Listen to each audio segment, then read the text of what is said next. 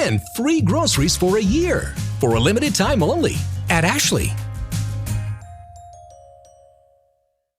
It is no secret that we are pet lovers around here on 3+U, all of Local 3 News for that matter. And I'm sure a lot of you watching are as well, which means, of course, that you always want to do the best thing for your dog or cat that you love as part of your family. So part of that always includes for us a monthly check-in with Dr. Randy Hammon and his brother, Dr. Jim Hammon, over at Northgate Animal Hospital. Dr. Randy drew the straw this morning. Good talking to you.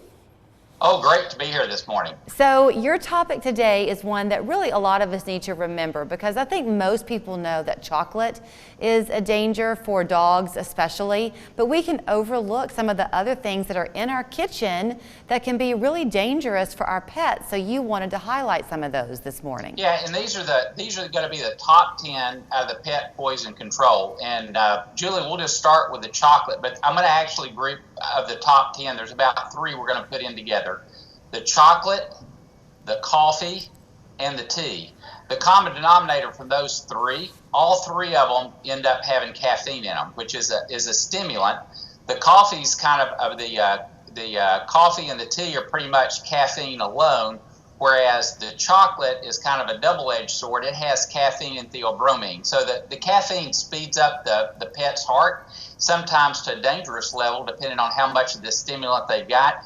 And the theobromine in the chocolate, the double-edged sword with the chocolate is it causes abnormal heartbeats, or in medicine what we call arrhythmias.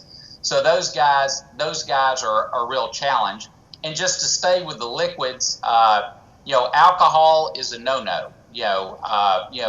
Whether it's a low percentage of alcohol or high percentage of alcohol, we usually see this around the holidays. More often than not, sometimes it's because something gets spilled or knocked over, or maybe somebody sets a drink on the floor next to the chair or couch that they're sitting in. And a lot of people don't realize this, but our bread makers that are utilizing the yeast and so forth, that ferments also.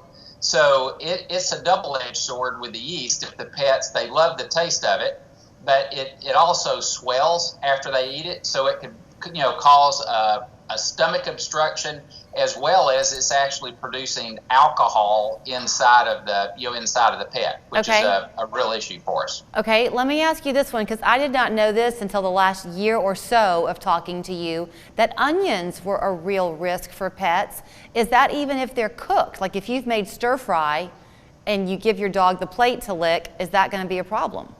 Yeah, the onions after they're cooked are somewhat less of an issue, but I would just stay away from the onions altogether. And I'm going to lump something else in there too, Julie, is garlic.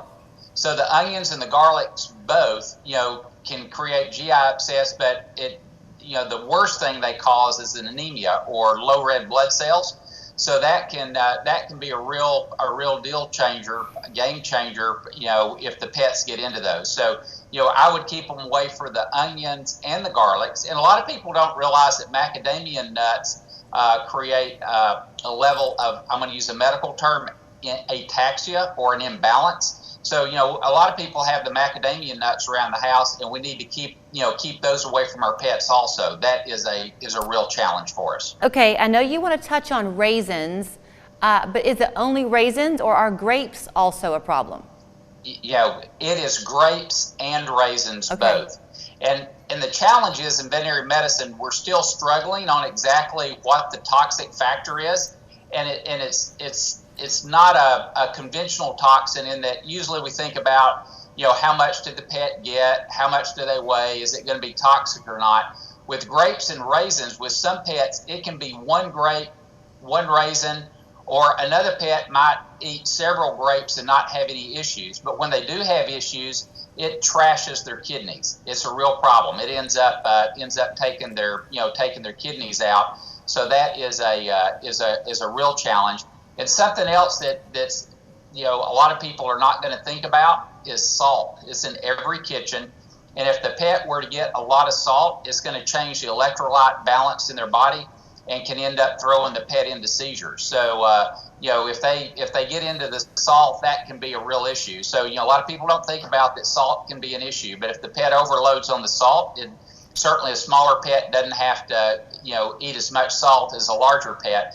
But these poisons in the pantry, is what we cause that, are very common things that we all have in our kitchens and so forth, but we've got to make sure that our pets, end up staying away from those. And finally, go ahead. Well, I think you're going where I was going, because I was going to touch on the sugar side of things. We are on the tail end of the Easter holiday, a lot of Easter basket candy still lying around.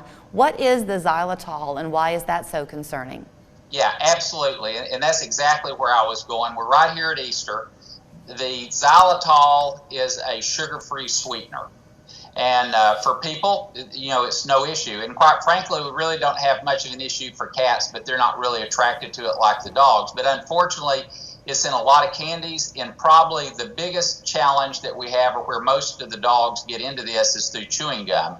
And basically, if the pets get the xylitol, it's a situation to where it takes their blood sugar to the basement and can throw them into seizures and can be a life-threatening event. It's something that I'll caution people on, because a lot of times veterinarians were talking about giving your pets, pills or medicines at home and putting it in some peanut butter. And the good old-fashioned peanut butter is fine, but there is a sugar-free peanut butter that's out there that is sugar-free via xylitol. So it's a situation to where that could be a real game changer too. So make sure that if you are using peanut butter for your pet, to give it pills and so forth, and if you do that, just a small amount, but make sure it's the good old-fashioned peanut butter and not the sugar-free, because the sugar-free peanut butter does have the xylitol in it, and that can be a life-threatening situation for pets. All right, Dr. Randy Hammon, what a great reminder for all of us. I guess the moral of the story is just stick with the dog food. Everyone's happy. Yeah, and there's plenty of safe treats out there, and if you are buying treats, make sure they're made and packaged in the USA. You've had some problems with some outside countries as far as their quality control goes. So read the labels, and there are plenty of healthy treats that you can give your pets. And if you want to go, carrots are great treats. The little small frozen green beans are great treats. If you want to pull something out of your pantry. All right, Dr. Randy Hammon, thank you so much. You can find him and his brother, Dr. Jim Hammon, at Northgate Animal Hospital on Hammel Road in Hickson. 875-9033 is the phone number. Online, it's northgateanimalhospital.com. The Go Red for Women Luncheon is back Tuesday, May 10th at the Chattanooga Convention Center. I'm Latrice Curry. Join us in person to celebrate survivors and help save lives from heart disease and stroke. Learn more at heart.org/Chattanooga. I believe I serve people better than anyone else through experience and